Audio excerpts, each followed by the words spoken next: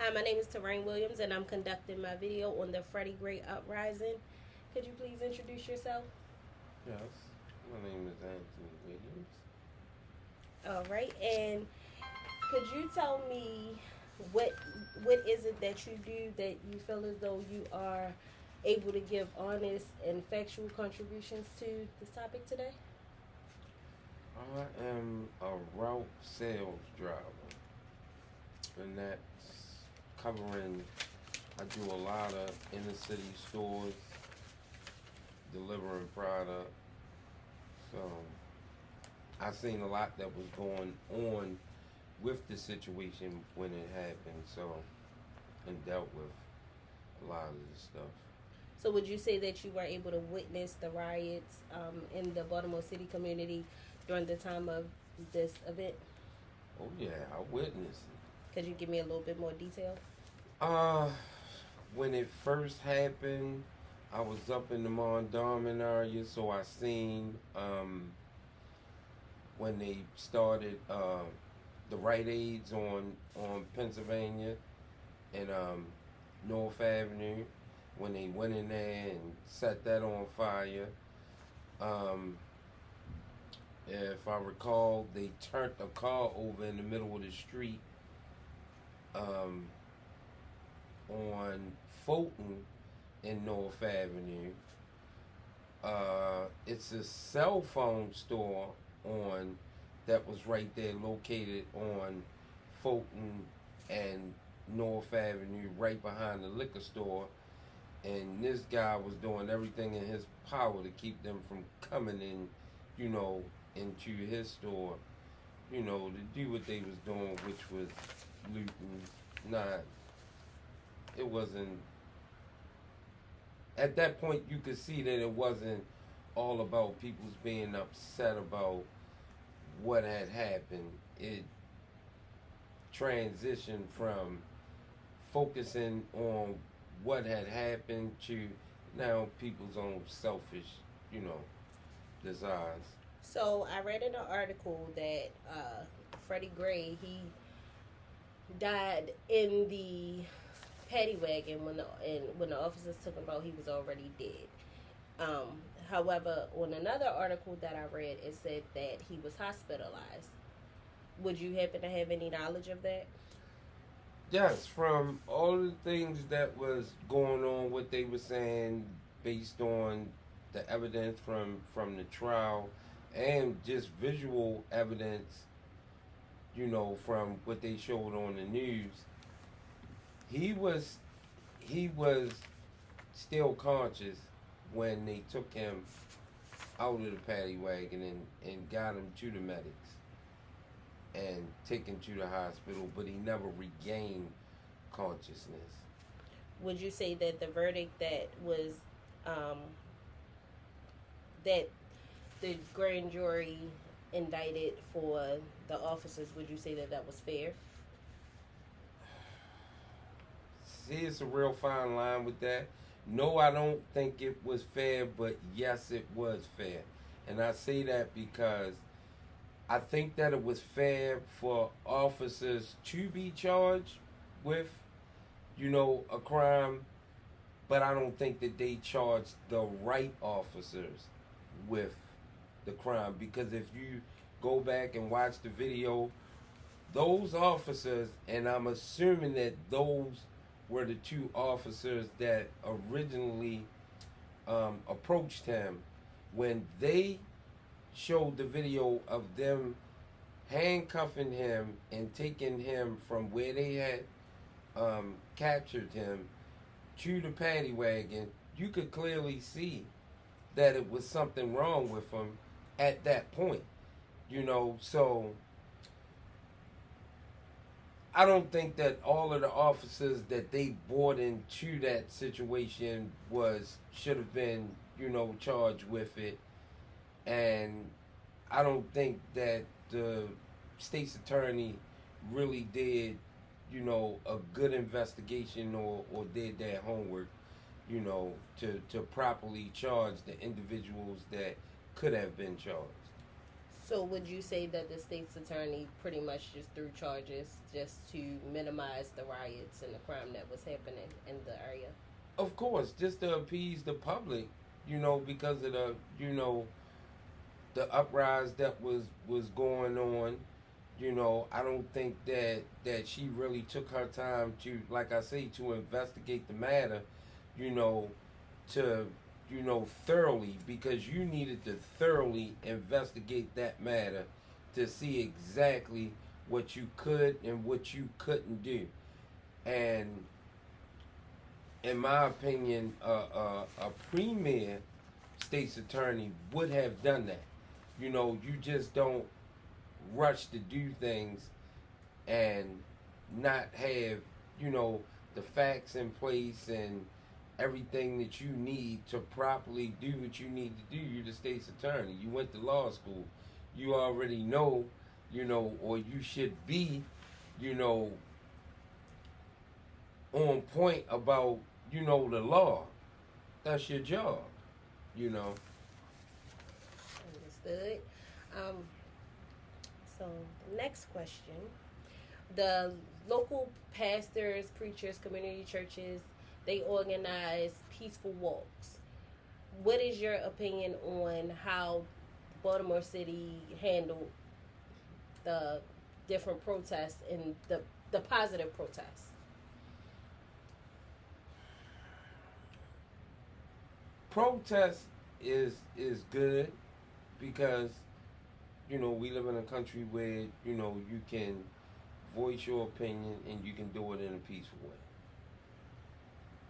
It goes to the left when it becomes something other than that peaceful protest. So you got the so-called bad actors that want to throw fuel on the flames, to spark it up from it. It basically, in my opinion, it takes away from what the true goal of what you're trying to do. And that hurts the community because you'll have a lot of folks that say, look at the animals. Look how they act. That's what they do. That's what they are. And a lot of people don't understand that and they don't look at it that way. You can be enraged, you can be upset, but you always got to stay focused on what the goal is.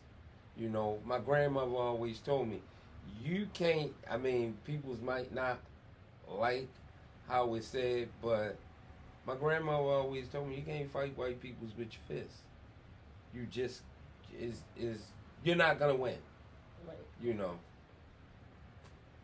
So would you say that the impact of Freddie Gray's death, the riots, and even the community aspect with the pastors pitching in and organizing protests, do you think that was beneficial to the African American community? It was beneficial, yes, because it brought light to the situation. Because here in Baltimore City, we knew what was going on, but outside of Baltimore City, in other states, they didn't know what was going on. So, yes, it was a positive thing. It was a good thing. But once again, like I say, when the attention and the focus starts going away from what they were out there doing, what they were trying to accomplish, it makes the situation bad.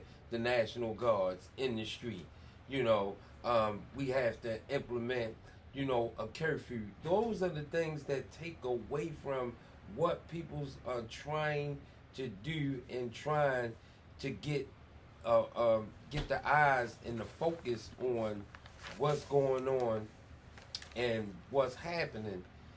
And we have to, as a people, as a community, we have to stop doing some things that we do. Every time the police do something, we want to persecute them for what they did. They're doing a job, and I speak from a person that ran the streets at once upon a time.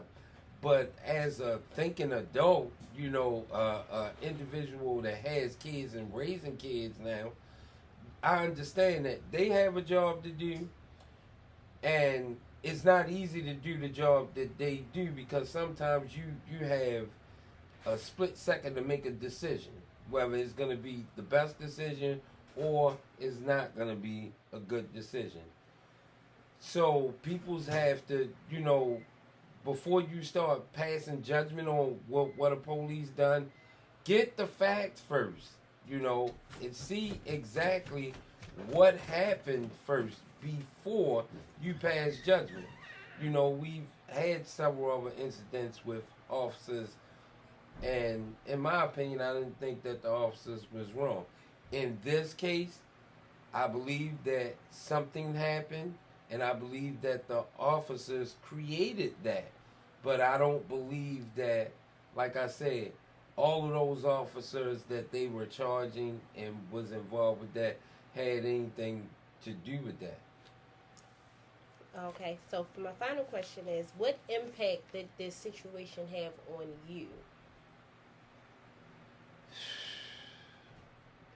It has the impact that it had on me as an individual is one of it makes you more shall I say more aware when it comes to your kids and your kids being outside, your kids potentially being, in a situation that would impact them when it comes to police, and just as well as yourself.